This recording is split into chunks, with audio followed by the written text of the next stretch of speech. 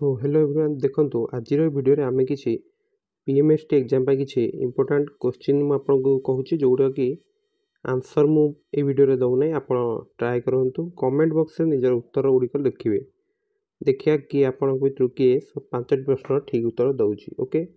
तो प्रथम प्रश्न टी पढि दउछि जदि ए अनुपात बी 4 अनुपात 5 बी अनुपात सी 7 अनुपात 7 अनुपात 8 तबे ए ओ सी रो अनुपात केते। तो ऑप्शन आपण देखि परतुए ये चार्टा ऑप्शन कोटा ठीक हम सेहीपरी जदि गोटे 2 नंबर क्वेश्चन कौन जदि गोटे संख्यार 8/10 5/9 3/4 मान 3/4 मान हूँ 270 तेबे से संख्यार 40 केते हम। बर्तमान देखिए 3 नंबर प्रश्न क्यों क्षुद्रतम संख्यार 5 वियोग कले वियोगफल 16 24 30 32 द्वारा विभाज्य हम। तो ऑप्शन 4 रही। नेक्स्ट देखिए 4 नंबर क्वेश्चन निम्नलिखित मध्य केउंटी गोटे पूर्णवर्ग संख्या हम।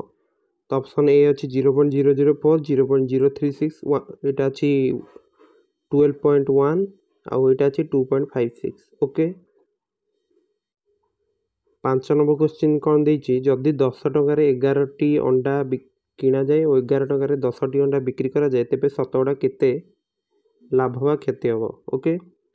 सो यही सब क्वेश्चन रो आंसर आपण कमेंट बॉक्स रे दे पारी।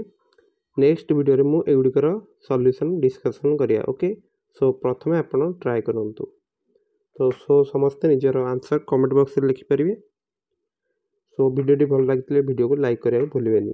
सो समस्ते एई बडी क्वेश्चन सब प्रैक्टिस करंतु जहा द्वारा कि परीक्षा रे बहुत भलो होई परिबो ओके। सो आपण परीक्षा पे बेस्ट ऑफ लक।